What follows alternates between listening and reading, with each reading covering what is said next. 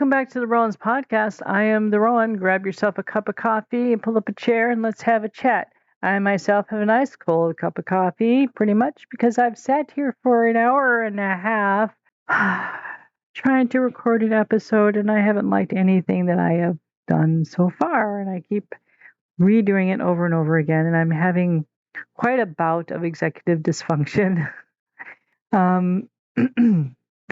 So I'm going to just not even talk about this subject that I was going to talk about. Well, I might touch on it, but I guess I'm just going to say, I have listened over some of my podcast episodes, and I just want to reach out to everybody and say that for those who don't understand the complexity of neurodivergency, the complexity of autism, ADHD, or IDHD. A lot of my posts might look like I am just complaining about everything under the sun, that I have every sort of disorder under the sun, and that everything is such a problem for me, and that I must be just this big space case and can't handle life at all. And I know that is something that a lot of us have probably heard from other people, other neurotypicals, or that we ourselves worry that that's what other people are talking about or saying about us. Because I know I worry about that. That is part of the reason why most of us continue to mask as long as we do, as long as we have, even after, like us late diagnosed, we have spent our entire lives masking because we were afraid of that very thing. And when we are diagnosed late, we continue that masking because we worry about that. Plus, we have the added, so now you're autistic thing. Well, you never looked like it before. You never acted like it before. Well, now you are. Because once we start unmasking, well, now we have a whole different way that we're, interacting with the world, because we're interacting in our true normal, in our true selves rather than the masked one. And it makes people think that we're being fake all of a sudden when we're not, when we were fake to begin with. My whole point in saying all this is that we are okay the way that we are. And there is a whole big complex thing with it. And there are a lot of underlying symptoms and stuff. And it is not just that there's something, it's not that there's anything wrong with us. It's just the way our brains interact with the world around us. And our brains interact differently than neurotypicals do. And there's nothing wrong with that. It's just a difference. It is a disability to the point of the fact that the world is basically centered around the way the neurotypical brain functions. And since a lot of things are not set up to accommodate those of us who are neurodivergent, it does make things a little bit disabling for us. But it doesn't mean that we're different. Okay, it just means that we are different. It doesn't mean that we are disabled, if that makes sense to you. Like, our differences causes a disability because of the way the world is set up around us, if that makes sense. And yes, I do have rejection sensitivity dysphoria. Yes, I do have time blindness. Yes, I do have executive dysfunction issues. Yes, I do forget things. Yes, I do have problems with object permanence. Yes, I do have, social inabilities, like I don't understand certain social things. Yes, I have delayed processing when I listen to people talk. Sometimes all I hear is gobbledygook coming out until my brain can rearrange the words. Like, I used to think it was an ear problem. Like, I thought I had a hearing problem. And I went to the doctor and had a whole workup done on my ears. And the only thing they found was that the tinnitus in my ears had made it so I can't hear some higher pitched things. But other than that, my hearing was just fine. Turns out it's just delayed processing. I would hear words all jumbled up. Like, someone would talk to me and I would look straight at them. I would go to Burger King and I would order my thing, and the lady at the counter would say whatever she was going to say back to me, and I would just hear the words, but they would be all different. Either it'd be gobbledygook like Charlie Brown's teacher, or it would just be I could hear the words, but they were all out of order. And I had to sit and I had to reorder them, like visualize those words in my head and reorder them before I could answer back. And I used to thought, like I said, I used to thought there was something wrong with my ears. Well, that's not what it was. I have delayed processing sometimes. Like you can start to say something to me, you say something to me, and I could say what, and then you start to repeat it, and before you get it finished, then I can answer you. Well, why did you say what if you knew what it was? It wasn't that. It's just it took me that long to process it so that I could answer. The what is my way of giving myself time to process it so I can answer. And that's the other thing. Like my son, Buddy, he dealt with that quite a lot when he was younger, and his teachers and other officials that worked with him would not give him the chance to answer questions. They would ask him question after question after question, and if he wouldn't answer, then right away, like immediately, then they would pummel him with more questions. And then, oh, well, you're not answering this. Well, then this. And it would frustrate him, and then he would get so upset. And, well, why is the kid getting upset? You know, it's like, I tried to explain to them, you need to give him a chance to answer you. He's not going to answer you right away. He has to think about it for a minute, you know. And I thought, for a while there, I thought he just needed to think about his answer so he could get his words. And no, he was processing it so he could hear it because he could understand what they were saying. And we had a lot of issues with that. And it was maddening to him. It was frustrating to me to watch him go through that. And the same thing happens between me and my husband. He'll ask me a question and demand an answer right away. Like he wants his answer right away, no delay. And if I don't answer him right away, within like a second, well, fine, whatever. Dang it, give me a minute, give me a minute. He has ADHD, but he doesn't have that delayed processing. And it's like, well, part of that I think is because he's got his mind trained, from military and growing up the way he did on the farm, and things having to be done, whatever. I think it just got into him that, hey, you got to boom, boom, boom, boom. Me, I didn't really have all that. I kind of got pampered and baby as a kid. Oh, no way, but yeah, I did. And so I'm probably gonna edit that part out. We'll see. No, I didn't have a harsh upbringing, nor did I was in the military briefly, but not as long as he was, and it didn't for medical reasons. Okay, I got out of basic, and as everybody was graduating, I got out the day my group there graduated for medical reasons. So it had nothing to do with ADHD, but injury and whatnot. But anyways, so he I don't know. I'm not making any sense. I'm just babbling now, so I'm probably going to have to edit that out too. But I'm saying this because I want the people who do listen to this to understand that I am not a hypochondriac, and I am not I don't even know if hypochondriac is the right word. I mean, some people who listen to all my different podcasts might think, man, she thinks she's got a lot wrong with her, this, and this. No, those are just the different traits that I deal with on an everyday basis. And I'm trying to get some sort of awareness of what it's like to deal with being ADHD on a daily basis. Not every day do my traits cause me problems. And if they do, a lot of times it's mild. There's some days where it's really bad. Like yesterday, I left work at the end of my ability to cope. And I left my poor assistant manager with a mess at work she had to clean up, a literal mess. And being short-staffed yesterday after I left because someone else decided to call in sick or come in and say they couldn't come to work and then leave. I don't get that one, but yeah, that actually happened. I watched it happen. I was like, who walks into work and say they're calling in sick and then leaving? I mean, normally you actually call in sick. You don't actually go to work to say you can't be there. I don't know. It was weird.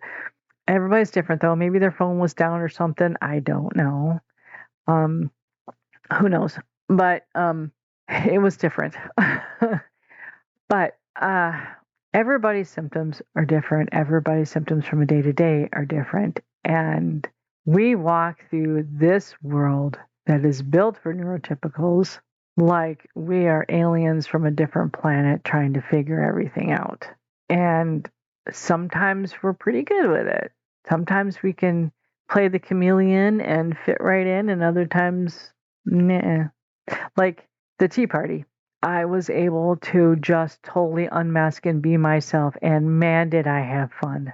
I had just so much fun. I could be myself.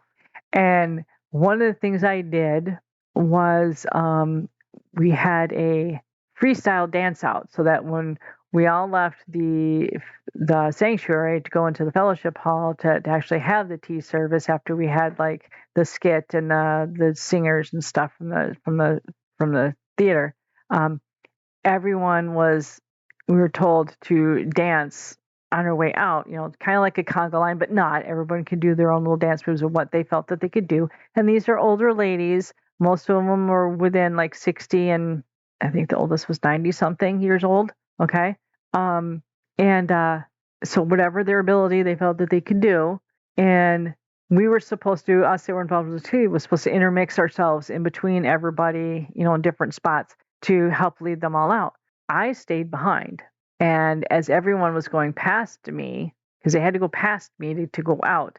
So then one of the other ladies who bought the dress for me, who ordered the dress for me to wear, the flapper dress with all the fringes, she said, you got to keep the fringes moving. So what I did was I stayed behind.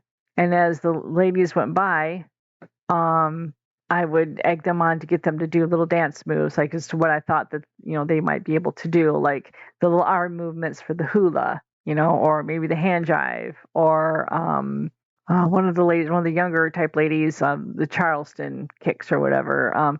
So I would just switch, and I just had so much fun just egging them on, and they were all laughing and smiling and trying to do little dances too as they were going out, and just trying to get them going and stuff, get them all hyped up. And that was really, really fun. And I had a couple older ladies, they were in their 80s, and they come up to me and they started doing the bee's knees. And then, do you know this? You should have done this. And they were doing the bee's knees. And if anybody knows what that is where you're standing and you're bumping your knees together, and you have your hands on your knees and you're switching hands from knee to knee, like you're crossing your hands and opening your knees up and then closing them and crossing them. Look it up. If you look up those dance moves, the bee's knees. And these were a couple of 80-year-old ladies showing me the bee's knees. I'm like, yeah, I know the bee's knees. And I was doing it with them. And so they thought that was fun. It's like, you should have done that when you were up there. I had thought about doing it as part of the skit, but I thought the dress was kind of short, and I was like, but yeah, so that was fun. And I had a blast doing that because that's me. That's me. I grew up dancing, as a kid from 5 years old through 18, and danced here and there off and on doing different things all throughout, my adult life. And I love dancing. And so, yeah, that was so much fun. And it's wonderful when we're able to unmask like that and just be ourselves. Like everyone there thought it was just part of the whole skit and the whole routine and everything, and I was just whatever. But no, I was having fun. That was being me. I was comfortable. Everyone was laughing and everyone was having fun, and everyone was smiling, and it was so fun. So I encourage you, if anybody can ever get yourself in a situation where you can just totally unmask and just be yourself, do it. Just be yourself. Just be happy. And if you can do it every day on a day-to-day basis, that's amazing. And I admire those people who do just do that, who just say, I don't care, and I'm not going to mask. I'm just going to be me. I admire those people who can do that.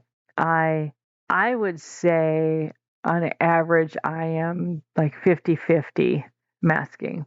Some days 75, like unmasking. I mean, some days 75% unmasking.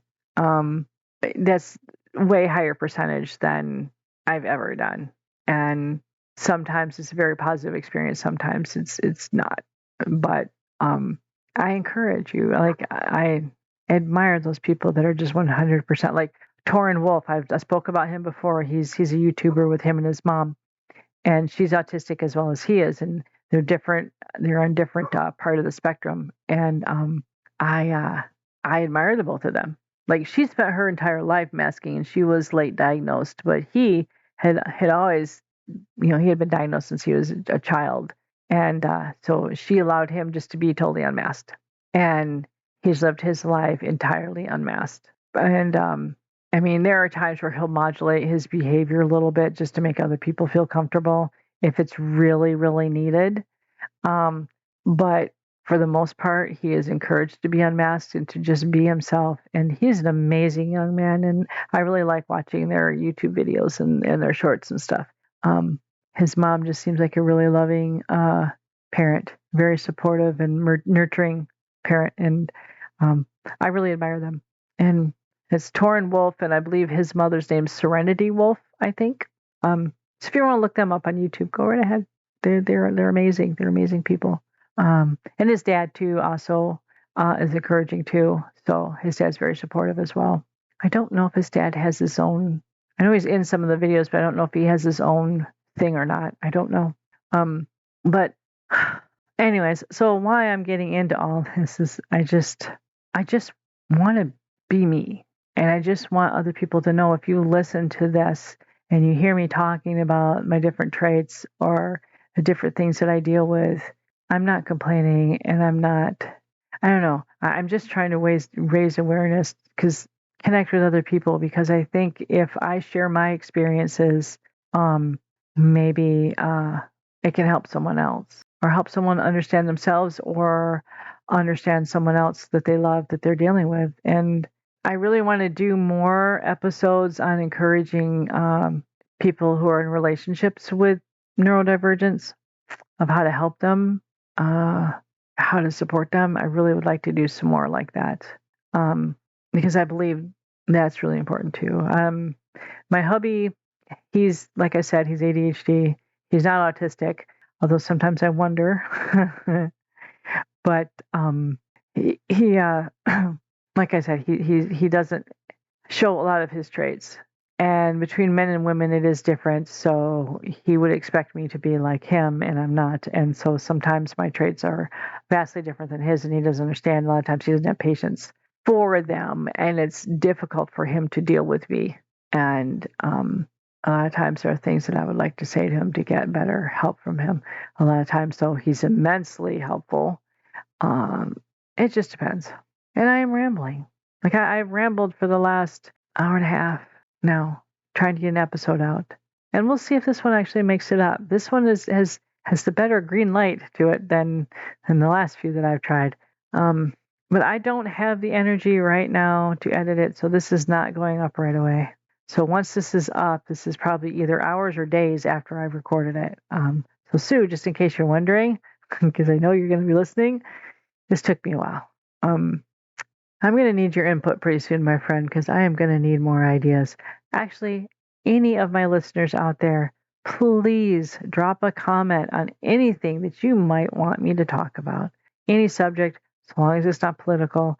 I'll get back with you, and we'll discuss about, what you'd like to hear about it. And maybe I'll do an episode. And if anybody wants to come on here and chat with me, or even just do an episode on their own, and feel free to get a hold of me. Okay. I am willing to chat. So I am gonna shut this down right now, because I've got some housework I gotta get done. So you all have a nice day, and more later. Bye.